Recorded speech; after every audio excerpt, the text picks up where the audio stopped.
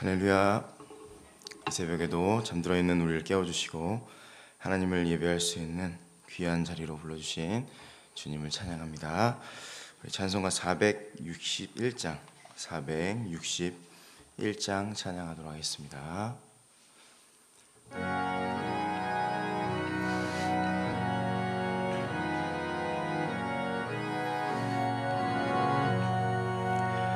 십자가를 질 수 있나 주가 물어보실 때 죽기까지 따르오리 성도 대답하였다. 우리의 심령 주의 것이니 주님의 영상 만드소서. 주인도 따라 살아갈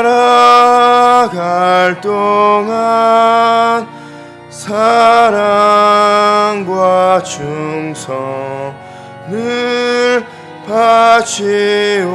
바치오리라. 너는 기억하고 있나 구원받은 강도를 그가 회개하였을 때 낙원 허락받았다.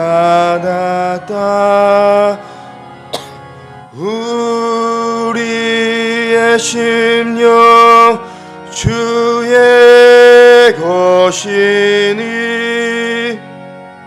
주님의 형상 만드소서. 주인도 따라 살아갈 동안 사랑과 충성을 바치오리다. 걱정 근심 어두운 그늘 너를 둘러 덮을 때 주께 내 영 맡기겠나 최후 승리 믿으며 우리의 심령 주의 것이니 주님의 형상 만드소서.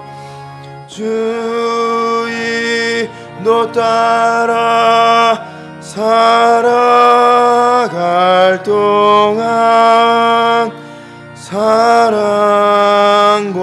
충성을 바치오리다. 이런 일 다 할 수 있나 주가 물어보실 때 용감한 자 바울처럼 선뜻 대답하리라.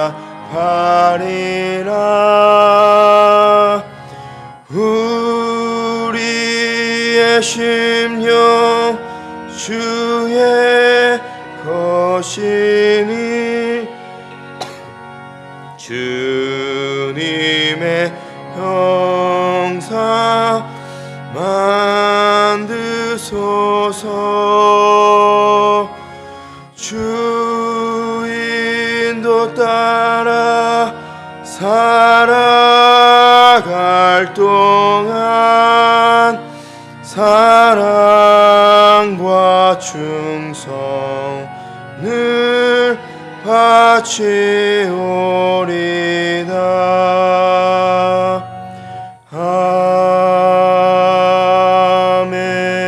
아멘. 오늘 우리에게 주시는 하나님 말씀은 신명기 17장 14절부터 20절까지의 말씀입니다. 신명기 17장 14절로 20절까지 말씀. 저와 여러분들이 교독해서 읽겠습니다. 구약 289면에 있습니다. 내가 내 하나님 여호와께서 내게 주시는 땅에 이르러 그 땅을 차지하고 거주할 때에 만일 우리도 우리 주위의 모든 민족들 같이 우리 위에 왕을 세워야겠다는 생각이 나거든 반드시 내 하나님 여호와께서 택하신 자를 내 위에 왕으로 세울 것이며 내 위에 왕을 세우려면 내 형제 중에서 한 사람을 할 것이며 내 형제 아닌 타국인을 내 위에 세우지 말 것이며 그는 병마를 많이 두지 말 것이요 병마를 많이 얻으려고 그 백성을 애굽으로 돌아가게 하지 말 것이니 이는 여호와께서 너희에게 이르시기를 너희가 이후에는 그 길로 다시 돌아가지 말 것이라 하셨음이며 그에게 아내를 많이 두어 그의 마음이 미혹되게 하지 말 것이며 그가 왕위에 오르거든 이 율법서의 등사본을 레위 사람 제사장 앞에서 책에 기록하여 평생에 자기 옆에 두고 읽어 그의 하나님 여호와 경외하기를 배우며 이 율법의 모든 말과 함께요. 그리하면 그의 마음이 그의 형제 위에 교만하지 아니하고 이 명령에서 떠나 좌로나 우로나 치우치지 아니하리니 이스라엘 중에서 그와 그의 자손이 왕위에 있는 날이 장구하리라. 아멘. 나귀를 타신 왕처럼이란 제목으로 하나님 말씀 전하도록 하겠습니다. 우리 사회를 관통하는 단어 한 가지가 있는데 그것은 갑질이라는 단어입니다. 뉴스를 보면 반복해서 등장하는 장면들이 있습니다. 직장에서나 아파트 경비실, 식당이나 가정, 심지어 교회 안에서도 자신의 지위와 힘을 이용해서 다른 사람을 함부로 대하는 우리의 모습을 쉽게 볼 수 있습니다. 우리는 그 장면들을 보면서 그런 사람들을 보면서 이렇게 말합니다. 저 사람 왜 저럴까? 저 인격 없는 거 아닐까? 라고 이제 생각하죠.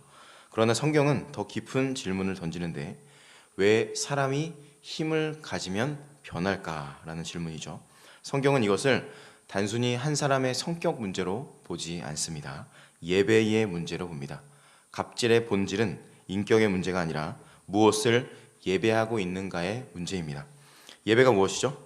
예배는 단순히 노래하고 기도하고 찬송을 하는 것을 넘어섭니다. 내 삶에 무엇이 중심에 있느냐 그것을 증명하는 겁니다. 우리가 무엇을 가장 두려워하는지, 무엇을 이루면 안 된다고 생각하는지, 무엇이 있어야 안전하다고 생각하는지 그것이 우리가 실제로 의지하는 것, 다른 말로 그것이 나의 예배의 대상입니다. 그래서 사람을 보면 그 사람이 무엇을 예배하는지를 알 수 있습니다. 하나님을 예배하는 사람은 힘을 내려놓고 하나님을 의지합니다. 반대로 힘을 예배하는 사람, 권력을 예배하는 사람은 하나님을 의지하는 것 대신에 힘을 모읍니다. 그 마음 깊은 곳에 이런 메시지가 흐릅니다. 내가 충분히 힘을 가지고 권력이 있으면 안전할 거야. 내가 이 모든 것을 통제할 수 있으면 힘을 가지고 더 이상 두렵지 않을 거야. 그래서 힘을 모읍니다. 지위를 쌓고 인맥을 만들고 재산을 모으며 영향력을 행사하려고 합니다. 그런데 문제는 여기 있습니다. 힘이 우리를 안전하게 해줄 것 같지만 정반대입니다. 힘을 가질수록 불안하고 누가 나를 무시하는지 신경 쓰게 되고 내 자리가 흔들릴까 봐 직장에서, 교회에서, 가정에서 두려워집니다. 사람들을 통제하기 위해 화가 점점점 많아집니다. 그래서 힘은 우리를 높여주는 것이 아니라 스스로를 고독한 요새 안에 가두어 버립니다. 목회자 팀 켈러는 권력에 대해서, 힘에 대해서 이렇게 말했습니다. 권력, 파워를 추구하는 사람은 결코 충분한 권력을 갖지 못한다. 왜냐하면 권력은 결코 안전을 주지 못하기 때문이다. 성경은 오늘 그래서 우리에게 완전히 다른 길을 알려주고 계십니다. 세상이 말하는 권력, 파워의 길이 아니라 하나님이 세우시는 권위, authority의 길입니다. 권력은 사람을 지배하려고 하는 힘이지만 권위는 하나님께서 맡기신 책임입니다. 힘은 사람을 누르지만, 자, 이 말을 한번 따라 볼까요? 힘은 사람을 누르지만 권위는 사람을 살립니다.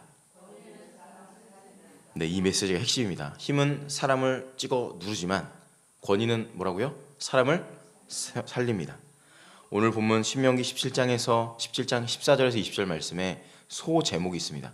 대부분의 성경책에 소 제목이 써져 있는데 뭐라고 써 있죠? 이스라엘의 왕입니다. 즉 왕이 권력을 어떻게 사용하는지를 말씀하고 계십니다.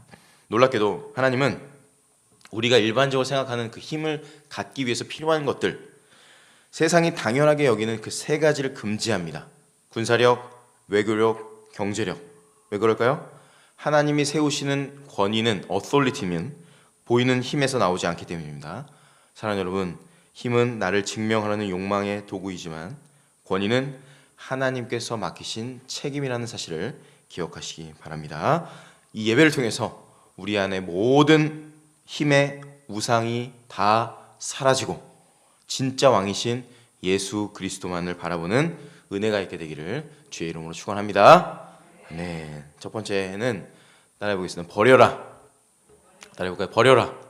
네, 첫 번째 기억해야 되는 것은 버려라입니다. 뭘 버려야 될지 보겠습니다. 본문을 보면 하나님은 왕에게 세 가지를 금지하고 계십니다. 병마, 아내, 은금입니다. 병마, 아내, 은금. 왜 그럴까요? 이 세 가지가 바로 고대 세계에서, 아니 지금도 왕의 권력을 우리가 힘이 있다라고 드러낼 수 있는 아주 중요한 요소였기 때문입니다. 첫 번째 병마.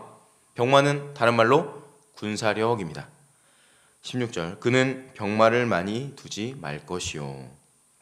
고대 전쟁사에서 말을 가진 군대가 전쟁을 이긴다라고 말했다고 합니다. 그래서 고대 왕들은 많은 말들과 병거를 모으기 위해서 혈안이 되어 있었을 겁니다. 국가 안보의 핵심이라고 믿었습니다. 그런데 하나님은 뭐라고 말씀하시죠? 병마를 많이 두지 말라. 두 번째, 아내입니다. 아내는 외교력 혹은 외교 동맹입니다. 왜 그러냐면 고대 세계에서 결혼은 사랑의 문제가 아니라 정치의 문제였습니다. 주변 나라 공주들과 결혼하여 외교 동맹을 만드는 것, 그것이 왕의 전략이었습니다. 그게 외교력이었습니다. 그런데 하나님 뭐라고 말씀하시죠? 아내를 많이 두지 말라. 왕이 관계와 동맹을 통해 안전을 얻으려고 하지 말라는 겁니다. 사람 의지하지 말라는 거죠. 세 번째, 은금. 은금은 뭐죠? 경제력입니다. 자기를 위하여 은금을 많이 쌓지 말 것이며 17절에 있죠.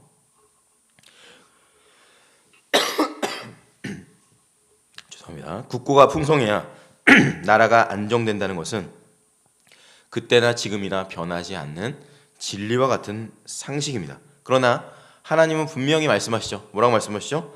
은금을 많이 쌓지 말라. 다시 말해 하나님은 왕에게 이렇게 말씀하는 겁니다. 군사력도 외교 동맹도 재산도 그 어떤 것도 의지하지 말라. 이것은 무능한 왕이 되라는 것이 아니라 의존의 방향을 이 보이는 것들이 아니라 보이지 않는 하나님께 바꾸라라는 말씀입니다. 성경은 이 말씀이 단순한 이론이 아니라 역사 속에 증명되었다는 것을 솔로몬의 사례를 통해 우리에게 알려주십니다. 왕상 열왕기상 4장 26절, 솔로몬의 병거의 말 외양간이 4만이요 마병이 12,000명이며, 열왕기상 11장 3절, 왕은 후궁이 700명 첩이 300명이라 총 1000명이요 그의 여인들이 왕의 마음을 돌아서게 하였더라. 열왕기상 10장 27절, 왕이 예루살렘에서 은을 돌같이 흔하게 하고. 솔로몬은 무엇을 했죠? 신명기 17장에서 금지한 세 가지를 다 했습니다. 병마, 아내, 은금을 정확하게 모았습니다. 그리고 그 결과가 어떻게 되죠? 여러분도 아시겠지만 솔로몬이 죽은 뒤에 이스라엘은 북이스라엘과 남유다로 나뉘게 됩니다. 하나님이 경고하신 것은 도덕적 과장이 아니라 역사적 현실이었습니다. 자, 그러면 이 말씀이 우리에게 무엇을 말씀하는 걸까요? 오늘날 우리의 병마들이 무엇일까요? 내 지위, 학벌, 인맥, 경력. 쉽게 말하면 나 이건 있어야지 내가 안전할 거야 라고 생각하는 그 모든 것들이 나의 현대판 병마입니다. 오늘 우리의 아내는 무엇일까요? 내 옆에 있는 아내, 남편이 아니죠. 고대 왕이 정치적 동맹을 맺기 위해서 관계를 이용했듯 우리도 인정받기 위해서 사용하는 모든 것들, 사람들의 인정, 평판, 관계, 야, 나 저 사람이랑 친해 라고 생각하는 그것, 그게 나의 아내입니다. 사람들이 나를 좋게 보면 좋겠다, 괜찮겠다, 저 사람이 나의 인간관계를 좋게 생각하면 좋겠다 라고 생각하는 모든 것들. 우리의 은금은 무엇이죠? 통장 잔고, 부동산, 주식, 노후 자금, 이 모든 것들이 은금입니다. 이것들이 나쁜 거죠? 나쁜 건가요? 나쁜 거 아닙니다. 거듭 말씀드리지만 절대 나쁜 건 아니지만 이게 나의 궁극적인 것이 되면 이것이 우상이 되어서 나를 파멸로 인도합니다. 사랑하는 여러분, 지금 여러분들이 가장 강하게 움켜쥐고 있는 것이 무엇입니까? 좀 더 쉽게 말하면 앉자마자 생각나는 것이 무엇입니까? 좀 더 쉽게 말하면 내가 가장 많이 머릿속에 떠오르는 것이 무엇입니까? 그것이 나의 우상일 수 있습니다. 그것을 잃으면 내가 무너질 것 같은 그것이 나의 삶을 파멸로 인도할 수 있습니다. 그것이 바로 우리의 병마이고 아내이고 은금입니다. 하나님 말씀하신 것은 그것을 내려놓아라. 목적이 무엇이죠? 왜 내려놓으라고 하시죠? 다른 것을 붙잡아라. 다른 것이 무엇이죠? 바로 하나님을 붙잡게 하기 위해서 이 세 가지를 내려놓으라고 하십니다.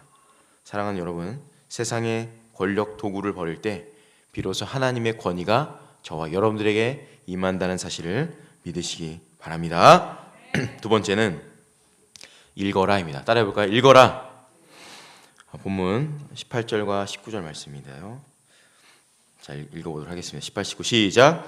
그가 왕위에 오르거든 이 율법서의 등사본을 레위 사람 제사장 앞에서 책에 기록하여 평생에 자기 옆에 두고 읽어 그의 하나님 여호와 경외하기를 배우며 이 율법의 모든 말과 이 규례를 지켜 행할 것이라.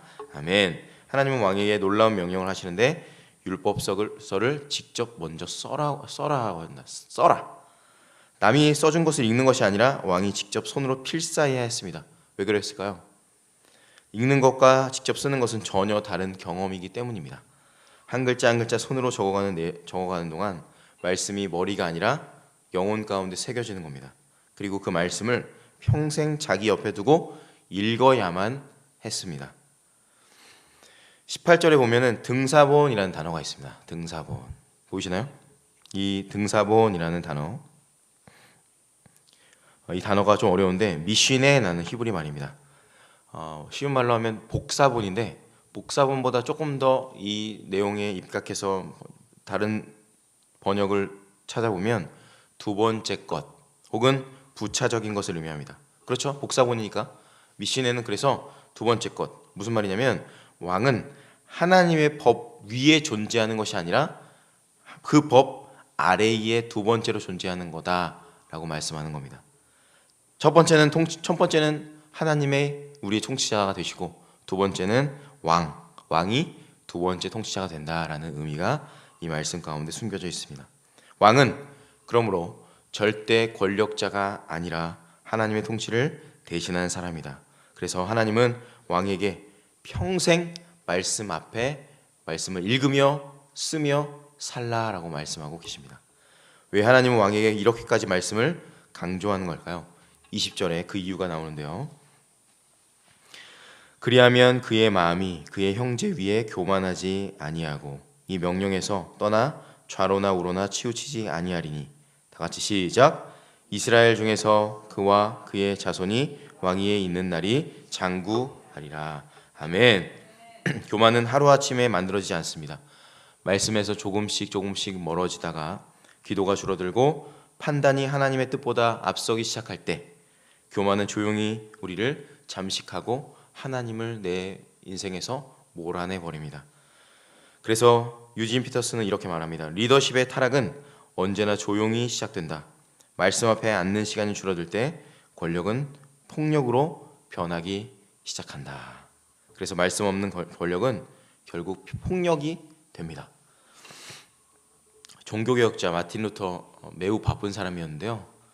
설교를 해야 됐고 책도 써야 됐고 그 당시에 유럽 교회를 개혁해야 되는 엄청난 사명을 감당해야 됐기 때문에 너무 바빴습니다. 그런데 루터는 이렇게 말했습니다. 오늘 해야 할 일이 너무 많기 때문에 나는 3시간 더 기도해야 한다라고 얘기했습니다. 우리는 보통 어떻게 생각하죠? 목사님, 오늘은 시간이 없어서 기도를 1분밖에 못했습니다 라고 이야기하는 게 정상인데, 너무 바빠서 3시간 이상 더 기도해야 되겠다라고 이야기했다고 합니다. 그리고 하나님은 또한 왕과 백성의 관계를 이렇게 부르시는데요, 형제라고 부릅니다. 여기 본문에 보시면 형제라고 나누면서 왕과 그 다음 사람의 이 부하의 관계를 규정하고 있습니다. 왕과 백성의 관계가 지배자와 피지배자가 아니라 형제라고 말씀하십니다. 당신이 통제하려는 그 부하 직원은 그러므로 당신의 수단이 아니라, 여러분들의 수단이 아니라 형제라는 것으로 다시 규정해야 된다는 겁니다. 또한 우리가 키우고 있는 자녀도 우리의 소유물이 아니라 배우자도 동료도 다 하나님이 사랑하시는 형제라는 것을 기억하시기 바랍니다. 이 사실을 말씀 앞에서 날마다 확인하는 사람, 그 사람이 진짜 권위를 가진 사람임을 기억하시기 바랍니다. 사랑하는 여러분, 말씀을 필사하던 왕을 한번 상상해 보십시오. 아침 저녁으로 말씀을 필사합니다. 왕인데 그는 왕좌에 앉아 있었지만 그의 손은 말씀을 받아 적고 있습니다. 가장 높은 자리에 있지만 말씀을 쓸 때만큼은 고개를 숙여 책상 앞에 머리를 조아려 했습니다. 어떤 분은 바닥에 엎드려서 성경을 써야만 했을 겁니다. 가장 낮은 자세로. 그 모습이 바로 하나님이 원하시는 왕의 모습입니다. 여러분은 언제 마지막으로 말씀 앞에 전심으로 무릎을 꿇으셨습니까?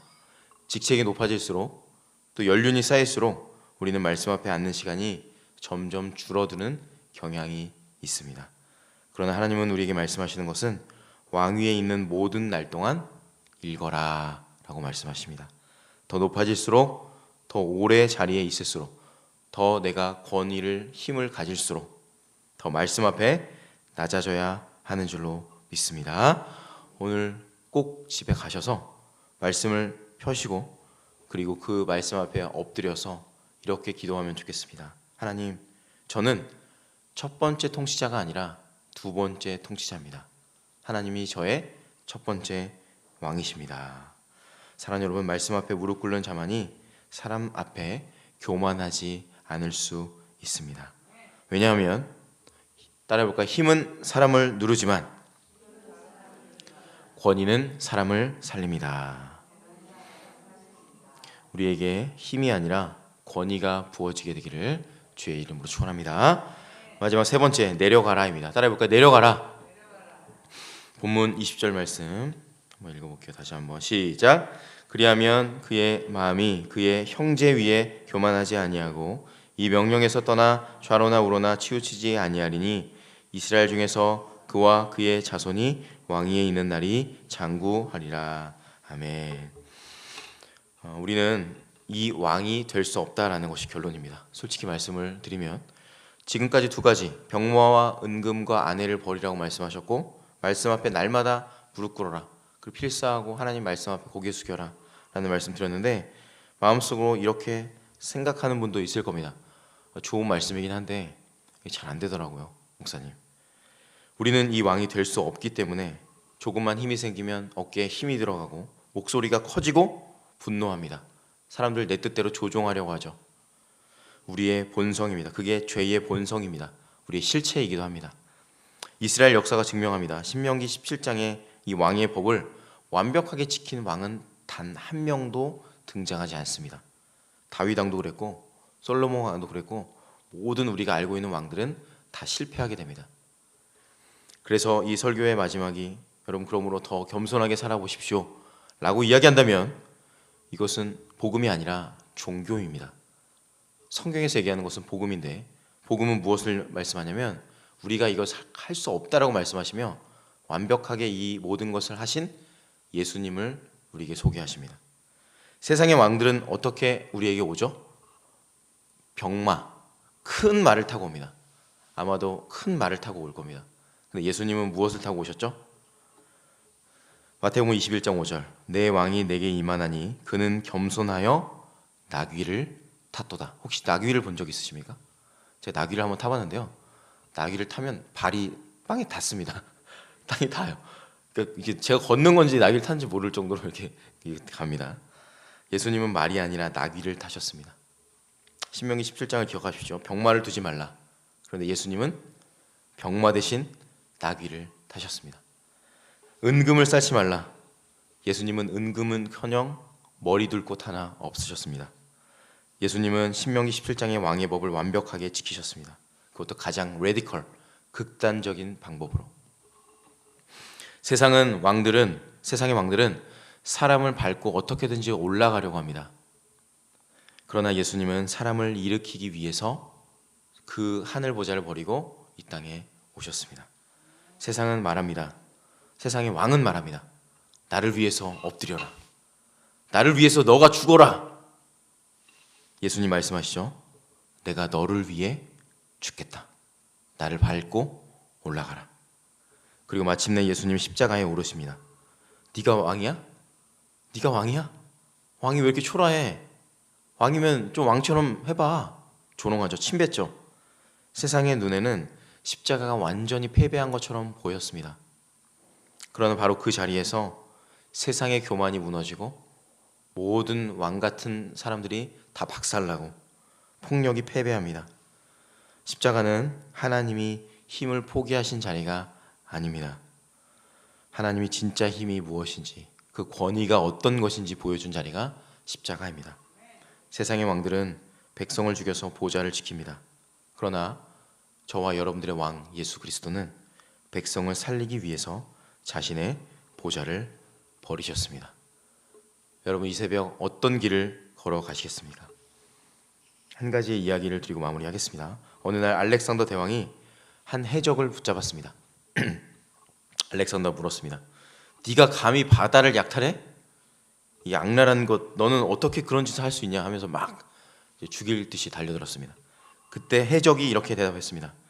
제가 작은 배로 약탈하면 해적이 되고 왕께서 큰 군대를 가지고 정복하면 정복자가 될 수 있습니다. 그때 알렉산더는 동공이 흔들리면서 잠시 말을 잃었다고 합니다. 사랑하는 여러분, 이것이 세상이 권력이 작동하는 방식입니다. 힘이 크면 정복자가 된다고 합니다. 힘이 작으면 범죄자가 됩니다. 그래서 세상의 왕들은 힘으로 세상을 지배하려고 합니다. 그러나 예수님은 완전히 다른 길을 가셨습니다. 군대를 모으지도 않으셨고 권력을 잡지도 않으셨고 오히려 십자가로 오르셨습니다. 사람을 살리기 위해서 십자가에 오르신 그 예수님께서 오늘 저와 여러분들에게 말씀하시는 것은 네가 걸어가고 있는 그 자리가 세상의 권력을 잡기 위한 자리인지 사람을 살리기 위한 자리인지 정확하게 분별하라 라고 말씀하십니다. 사랑하는 여러분, 오늘 여러분들의 삶에 어떠한 왕이 진짜 왕이신지를 분별해 보시고 내가 이 땅에서의 힘을 잡기 위해서, 권력을 잡기 위해서 이 땅에 어떤 것을 의지하고 있는지를 잘 분별하시고 다른 어떤 것도 의지하지 않으시고 오직 이 땅에서 자신의 모든 것을 다 쏟아 버리신 예수님의 그 권력, 권위 앞에 다시 한번 고개 숙여 십자가의 승리를 우리의 삶 가운데 이루어내시는 저와 여러분들 되시기를 주님의 이름으로 축원합니다. 기도하겠습니다. 하나님, 우리는 힘을 가져야 한다고 믿으며 병마를 모으고 은금을 쌓고 사람들을 통제하려 했던 교만한 왕들이었습니다. 그러나 오늘 다시 십자가를 바라봅니다. 만왕의 왕이신 예수님이 나귀를 타셨고 종의 형체를 입으셨고 우리를 위해 십자가에 오르셨습니다. 그 사랑 앞에 우리의 교만한 보좌를 내려놓습니다. 이제는 군림하는 사람이 아니라 섬기는 사람으로 살게 하시옵소서. 목소리를 높이는 사람이 아니라 무릎을 낮추는 사람으로 살게 하옵소서. 가정에서, 직장에서, 교회에서 우리가 있는 모든 자리에서 주님의 진짜 권위가 드러나게 하여 주시옵소서. 힘은 사람을 누르지만 권위는 사람을 살리는 줄로 믿습니다. 주님의 진짜 권위가 나의 삶을 통해 드러나게 하여 주시옵소서. 나귀를 타신 왕 예수 그리스도의 이름으로 기도드리옵나이다. 아멘.